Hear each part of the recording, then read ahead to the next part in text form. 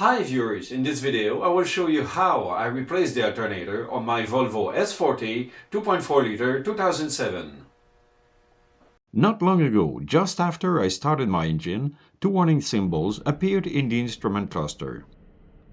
There was also a written message informing me that an urgent repair was required with the charging system. Since the car is old and has a lot of kilometers on the odometer, my first idea was that there was something wrong with the alternator voltage regulator or the brushes. While the engine was still running and I had battery power, I drove my car into my garage to check the charging system. It could have taken me time to diagnose this kind of problem, but I was lucky. It took me 2 seconds to find the problem. It was simply the voltage regulator wire connected on the alternator that was broken. I disconnected the plug, then I inspected the broken wire.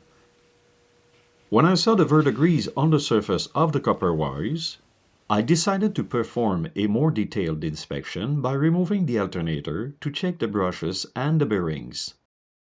Naturally, to avoid any electrical accident while working on the alternator, it is important to disconnect the negative battery terminal.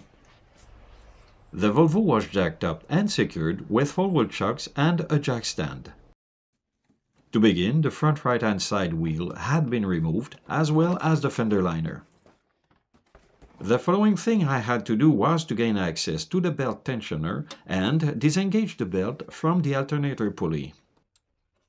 With this engine configuration, I find it more convenient to remove the two drive belts to be able to work easily. This procedure also gives me a chance to inspect the belt tensioner's bearings. To loosen the two belt tensioners, I used a T55 torque socket bit and a ratchet. At first, the air conditioning compressor belt was easy to remove, but since I was alone to remove the alternator belt, I used a jack stand to support the ratchet extension. I released the tension with my left hand, and with my right hand I pulled off the belt from the alternator pulley.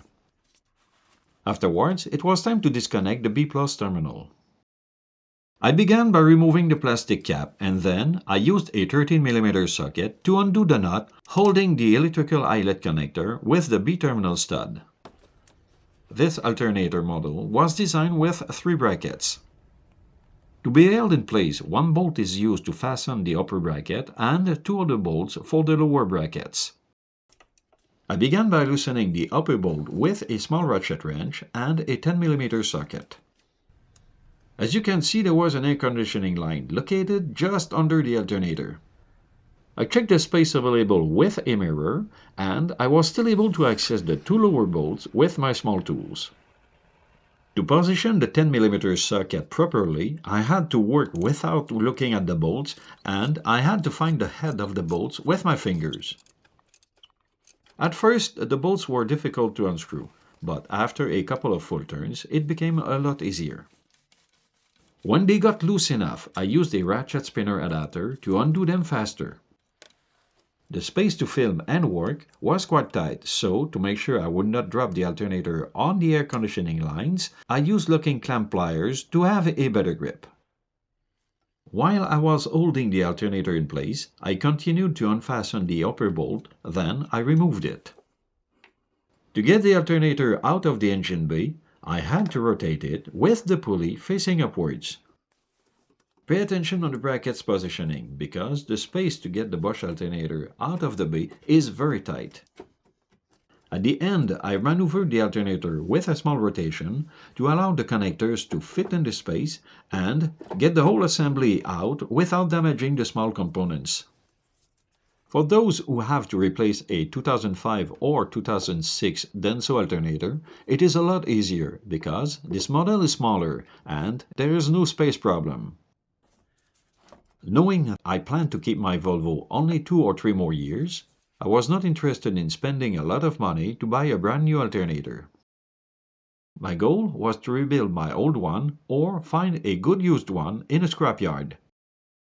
At this point, to be able to make a good informed choice, first I had to remove the voltage regulator and check the wear of the brushes.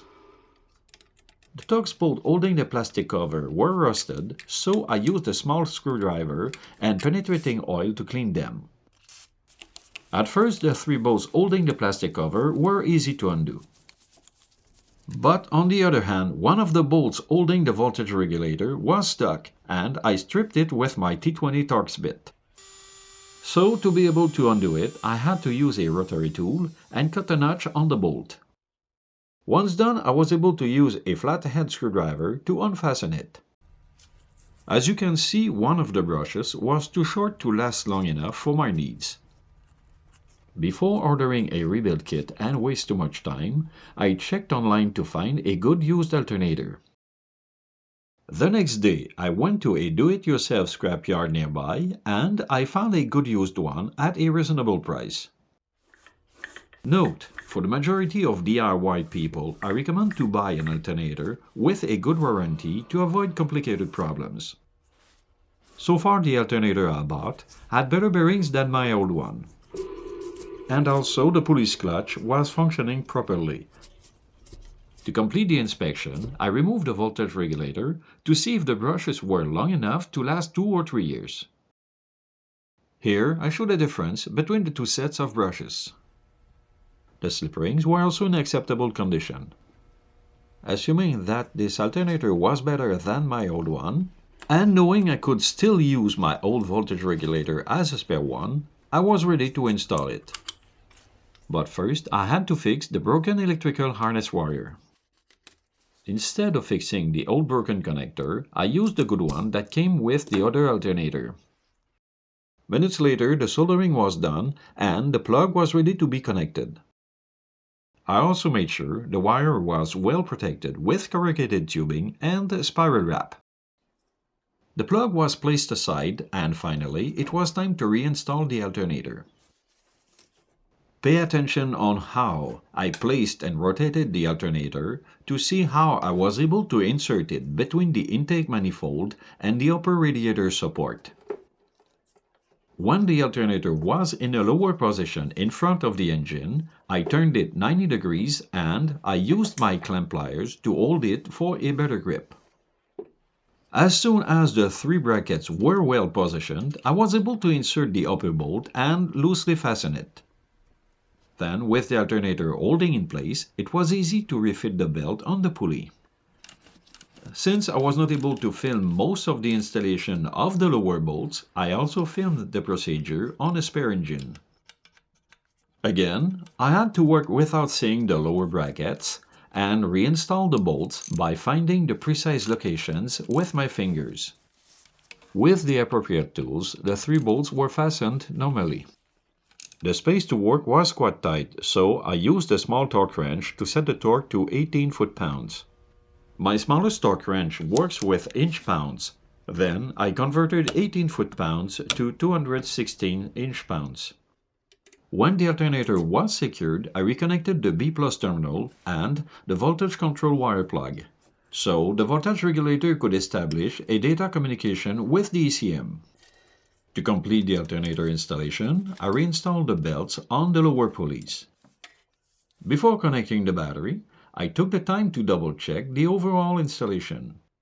Then I was ready to reconnect the negative terminal and start the engine. Once in the car, I started the engine and all the warnings that were showing in the instrument cluster were gone. I inspected the drive belts while the engine was running and they were spinning properly. To get more information about the charging system, I checked the voltage with my multimeter and it was normal. When I was satisfied, I reinstalled the rest of the components and the wheel. Later, when I was driving, I turned on the lights, the fan and the rear defrost, and I had no warning lights showing. Paying a mechanic to replace my old alternator with a new one would have been very expensive. Thereby, in doing the work by myself, I saved a lot of money.